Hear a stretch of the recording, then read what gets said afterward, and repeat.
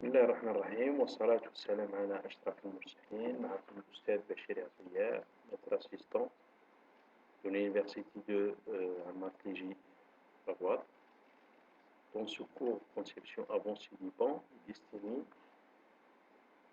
aux étudiants de deuxième année, travaux publics, option ouvrage, option bois et ouvrage. On commence aujourd'hui par le chapitre numéro 1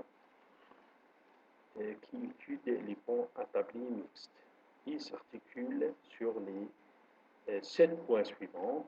Pont mixte acier béton, élément constitutif, le principe des sections mixtes béton acier. On définit dans le troisième point établi mixte et dans le quatrième point on verra l'analyse des poutres métalliques.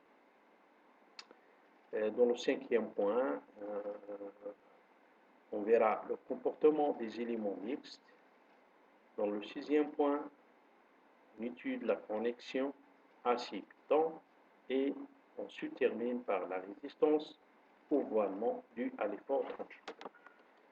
Donc, premièrement, les ponts mixtes et l'association acier-béton. Donc, quels sont les éléments constitutifs d'un pont mixte? Sont les suivants. Donc, on a un tablier qui contient le platillage et la poterie. Le platillage, c'est la porteur de la chaussée et le premier élément de résistance du pont. Donc, et le deuxième constituant principal, c'est la potrison métallique qui contient des profils métalliques, que ce soit normalisés, comme les EPE, comme les HE, et peut-être des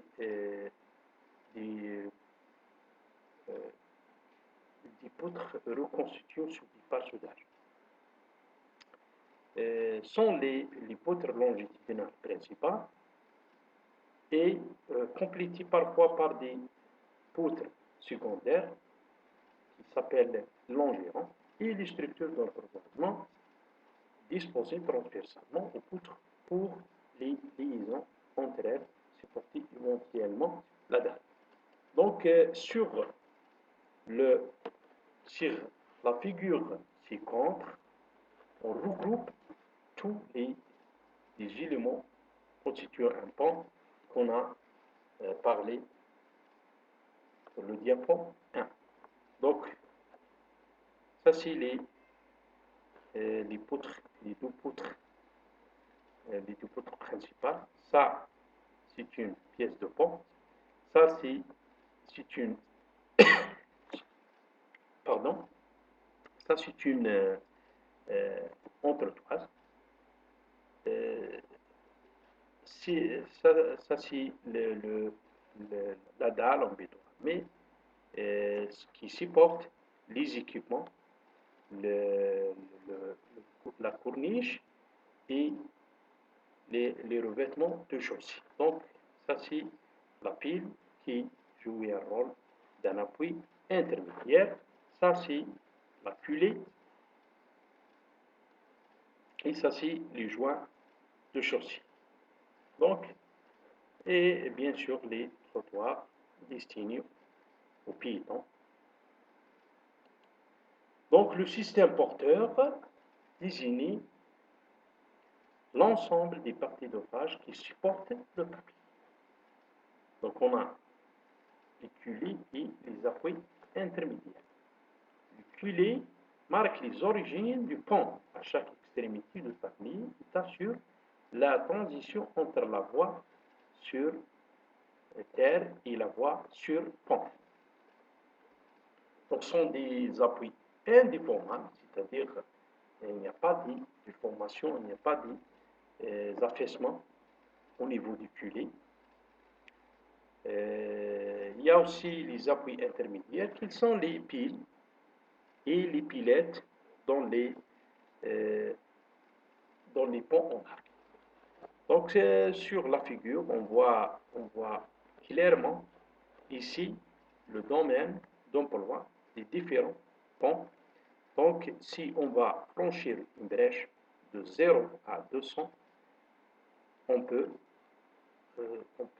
concevoir des ponts à poutres, hein, comme celle des ponts construits en encorbellement. Dans le domaine de 0,10 à 800, voire aussi 1000 mètres linéaires, on peut concevoir des ponts en arc.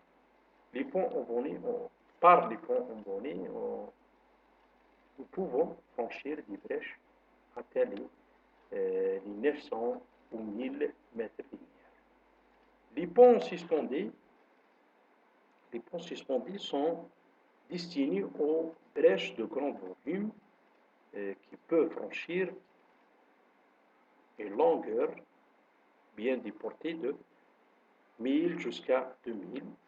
Le record mondial, comme vous le savez, c'est au Japonais, dans le pont Kaikyu, qui atteint les 1997 mètres linéaires. Donc l'entretoisement des poutres, c'est quoi l'entretoisement? L'entretoisement sont des pièces métalliques, qui va relier les poutres principales, ou bien les poutres principales. On a trois figures ci-contre, montre la première montre un entretoise. La deuxième montre une pièce de pont où nous avons des pièces de pont peuvent supporter la dalle accompagnée les deux poutres. Donc, dans la sous-titre C, on a des entretoisements rigides qui constituent par un système, ou bien un système tri qui montre une rigidité très élevée par rapport à celle des entretoises souples. Le fonctionnement de l'entretoisement dans les ponts à poutres, on a deux actions, les actions locales ou bien les actions d'ensemble. Dans les actions locales, la pièce de pont supporte la dalle et les surcharges verticales de circulation et reporte les efforts sur les poutres principales. Sous les actions d'ensemble, l'entretoisement peut répartir des charges entre les poutres principales et faire un maintien contre le déversement. Comme vous le savez, le phénomène de déversement, c'est le flottement de la semelle supérieure qui subit par un moment négatif au niveau des appuis et un moment positif au niveau des mi-portiers. Donc, la transmission, l'entretoisement sous les actions d'ensemble pour faire la transmission des réactions d'appui. Et aussi le raidissage transversal des poutres par le biais des montants d'entretoise. On passe maintenant au principe des sections mixtes béton-acier. Et comme vous le savez, le béton travaille bien dans les efforts de compression et il a un mal comportement dans les efforts de traction. Tandis que l'acier, il travaille bien dans les deux efforts. Donc, l'association béton-acier peut garantir un travail adéquat dans les deux efforts, traction ou compression. C'est pour ça qu'on va relier, on va associer le béton avec l'acier pour reprendre les charges qui viennent des véhicules, qui viennent des voies ferrées aussi. Comme vous le savez aussi, que le béton est moins cher par rapport à l'acier, donc il peut remplir un grand volume qui n'a pas peu l'acier à remplir. Donc le principe, donc l'établi mixte, on passe maintenant au établi mixte. La définition, les deux matériaux béton armé acier contribuent ensemble dans la résistance du pont vis-à-vis des différents chargements. Les avantages technico-économiques du poutre mixte par rapport au tablier traditionnel à poutre mixte sont le gain sur le tonnage d'acier dû à un meilleur rendement des sections d'acier mises en œuvre et le gain de peu de construction. Et comme vous le savez,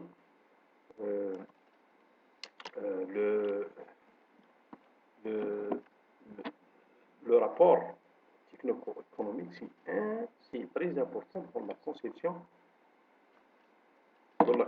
des ponts. Donc, il faut garantir une optimisation entre les coûts financiers et la sécurité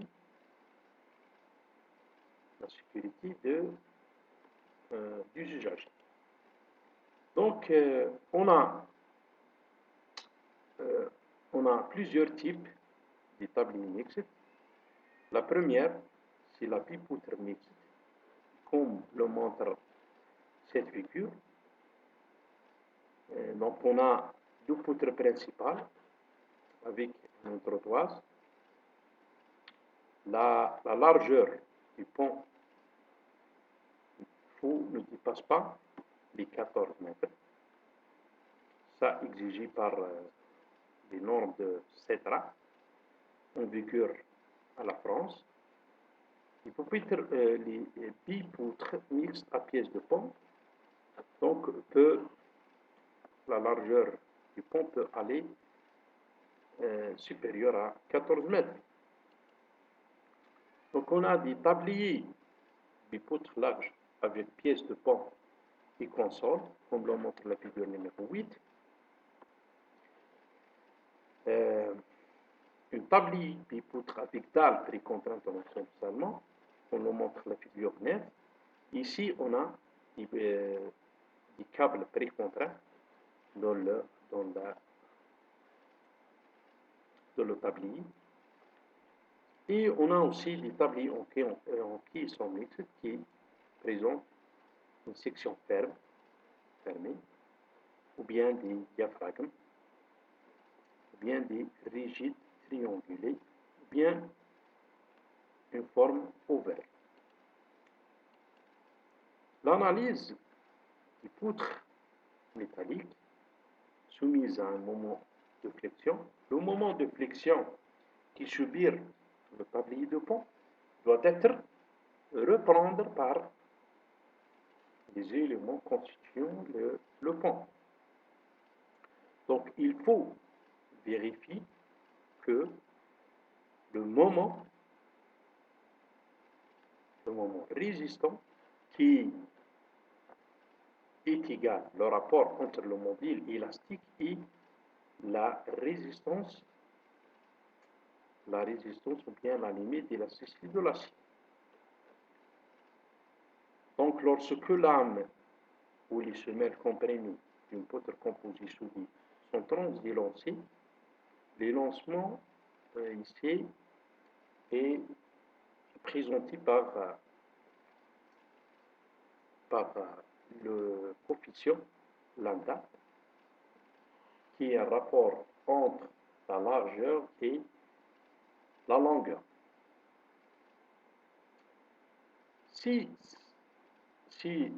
les poutres sont transélancés, c'est-à-dire lambda est plus grande, alors la classe de cette profil est de 4. Donc la résistance ultime à un moment de flexion est définie au moyen d'un calcul élastique, mais on peut le prendre d'une section réduite de lame au 10 semelles comprimées. Cette théorie est appliquée dans l'Eurocode 3 et l'Eurocode 4.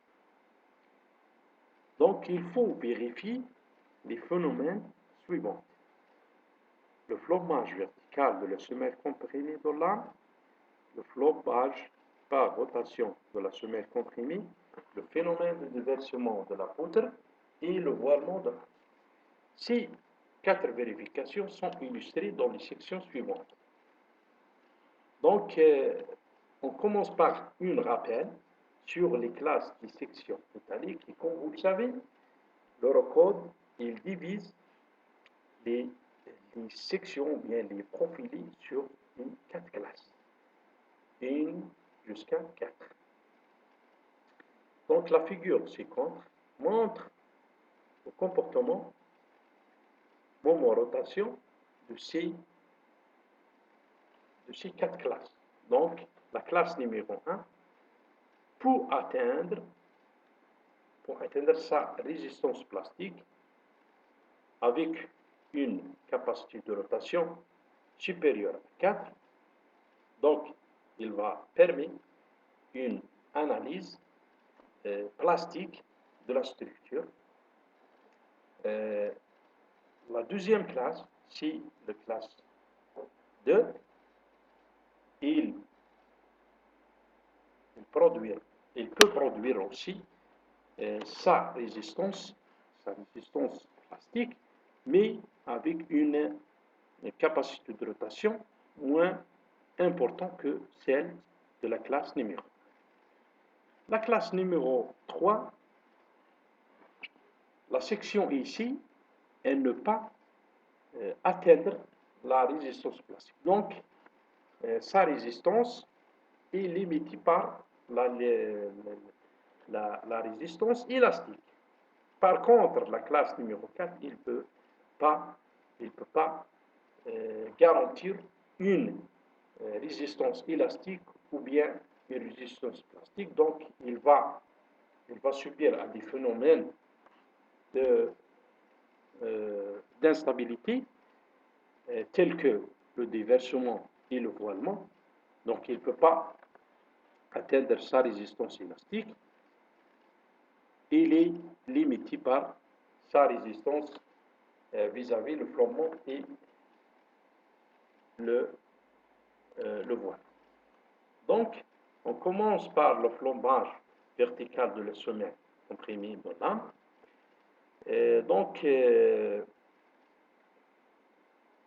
Donc, si la poutre subir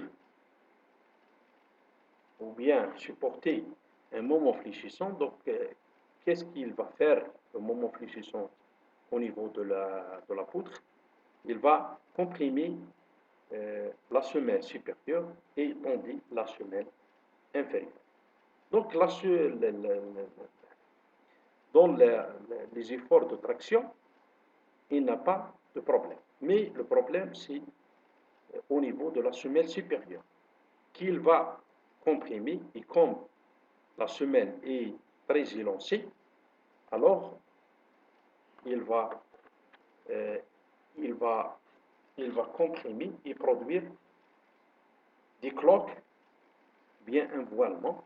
Donc, cet voilement va créer, cet moment va créer une contrainte sigma z qui est évaluée par la formule suivante: 3 fois Fy au carré sur E fois AF sur AW. AF, c'est l'air de la semelle comprimée. AW, c'est l'air conventionné de l'âme, qui va égaler HF fois TW. HF, c'est la distance entre le centre de gravité des deux semelles supérieures et celle inférieure.